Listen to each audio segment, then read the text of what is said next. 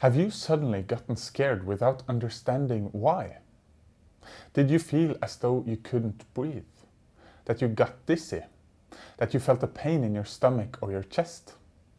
Did you feel an unusually strong and fast heartbeat?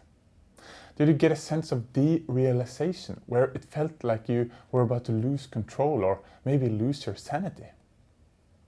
Or that you got a sudden fear that you were going to vomit or needed to go to the bathroom? And you had no bodily illness that could explain what you were feeling? If so, then you most likely have experienced a panic attack. A panic attack is characterized by a strong and sudden experience of anxiety. It may arrive unannounced, completely out of the blue, which can be terrifying in itself. For some, it stops with one episode of panic, where it never returns. Others fall into a vicious circle where one becomes more and more afraid of what might happen. And if this is the case, then you need good advice to get out of this process. Welcome to this self-help program for panic and anxiety. My name is Magnus Nordmo and I'm the Norwegian clinical psychologist who will guide you through this process. This program is based on exactly the same information and exercises that you could encounter with a professional therapist, just that we've adapted this program so that you can work on your anxiety independently. The program consists of a main series of 4 videos, and some videos that are tailored for specific challenges. These are the fear of flying, health anxiety, and phobias. If you're interested in these specific challenges, you still need to go through the main series before watching these, because they are based on an understanding that is presented in the main series. The topic of this first video is to tell you a bit about anxiety in general, and then ask if this program is right for you. Before we begin, we recommend that you take a trip to your doctor and tell him or her about the symptoms you're experiencing, if you haven't already done so. This is because there are some medications and bodily diseases that can cause panic-like symptoms. These are relatively rare compared to anxiety, but many find comfort in a clean bill of health from their doctor. Anxiety is something everyone experiences. For example, most people will get a bit of anxiety when dealing with significant events where there's a lot at stake. For example, starting a new job, doing public speaking, giving birth, exams, accidents, or if someone you know dies.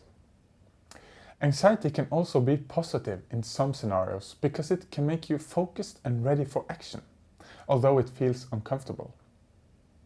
Sometimes we engage in anxiety for the fun of it, for example by going to the carnival or watching a horror video or doing extreme sports.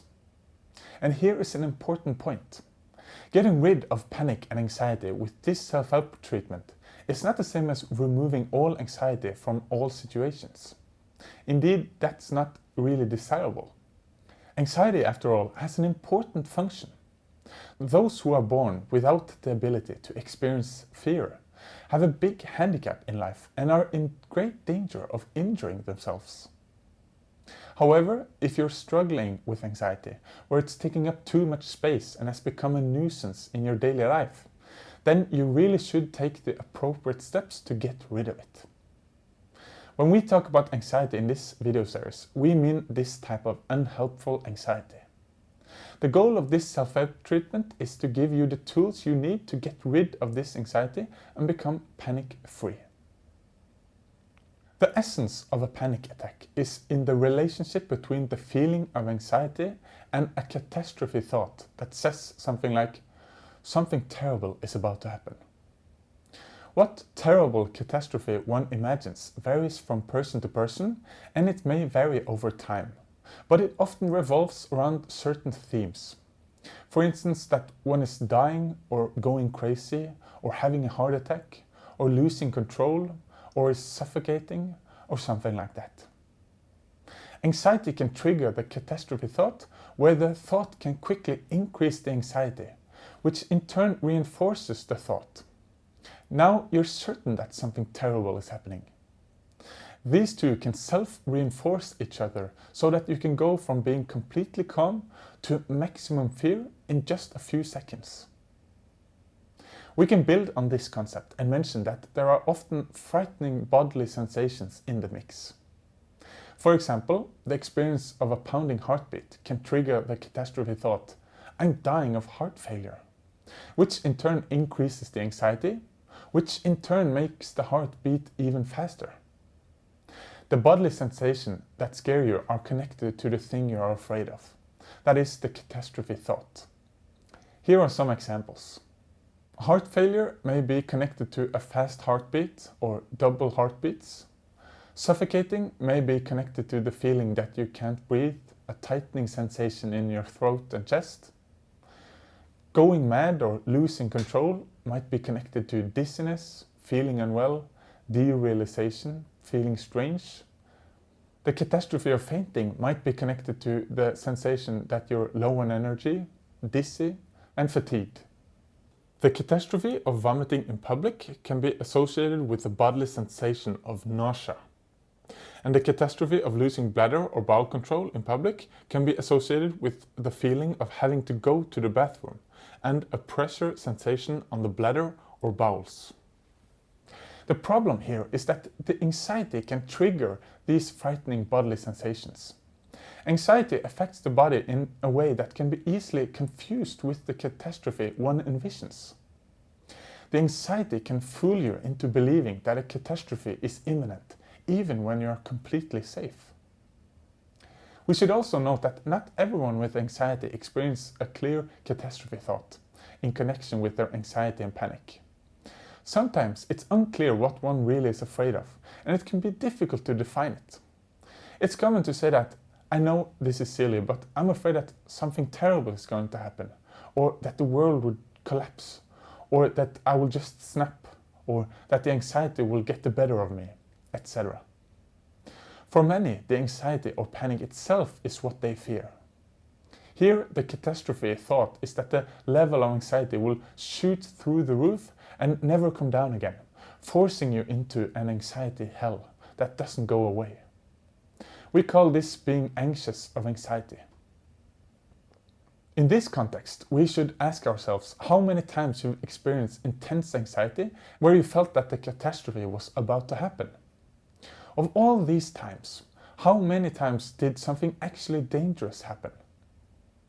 The majority of people with anxiety or a panic disorder have experienced this hundreds of times, perhaps thousands of times, without anything dangerous or harmful actually happening, except for the unpleasant feeling. That's why panic attacks and anxiety are a kind of false alarm. But if anxiety is a kind of false alarm, why doesn't it go away? One would think that getting many experiences that the catastrophe thoughts are unrealistic should make them and the anxiety disappear. Why do we keep fearing what we know is unrealistic? To answer this question, we need to add a new part to the anxiety circle, namely security behavior and avoidance. It's natural that you should try to protect yourself from the catastrophes you fear. Get away from that awful feeling. Avoid what triggered it. Keep yourself in check, etc. There are many tricks you can use to accomplish this. Some security behaviors are very obvious, such as only leaving the house if you have a mobile phone or with anti-anxiety medications.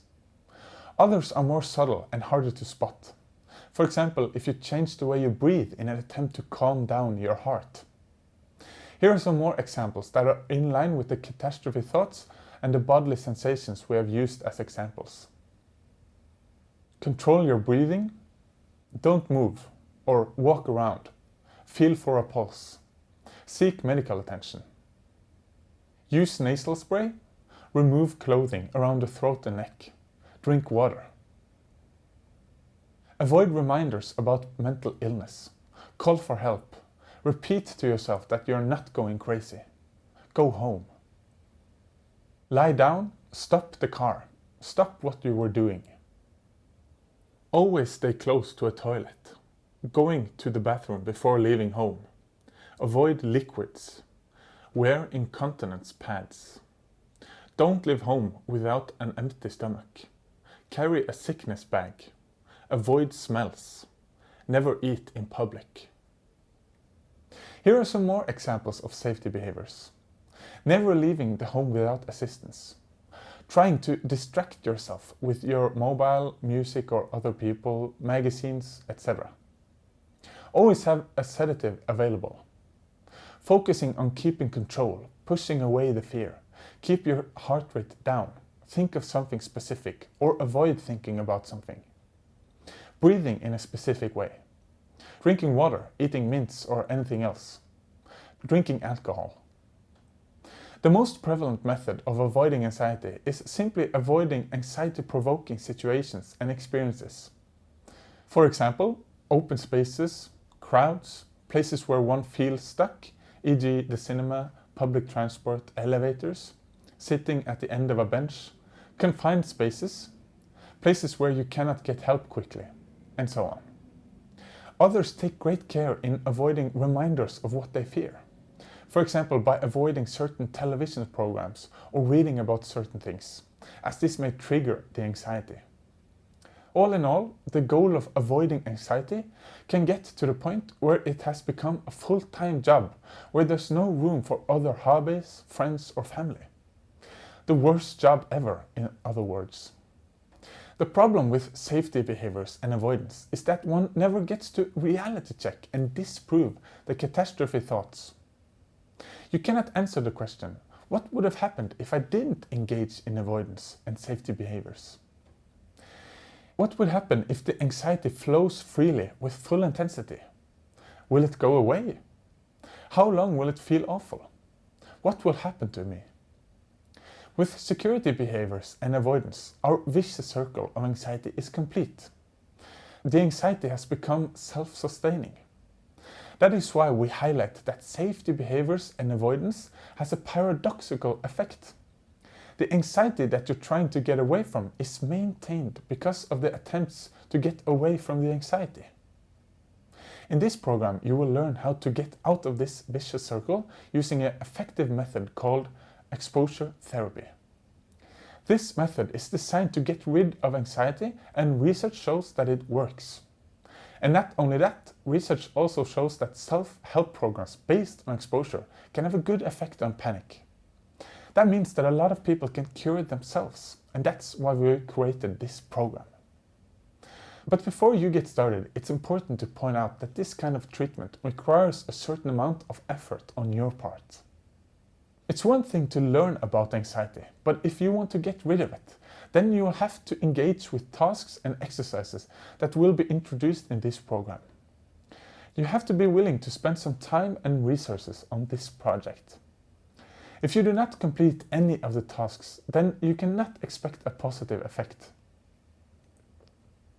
We recommend this program for those who want to get rid of their anxiety and panic attacks. You must be willing to challenge yourself and put in some work in this process. So we do not recommend this if you are in the middle of a life crisis. Then it's better to wait for things to stabilize before getting started.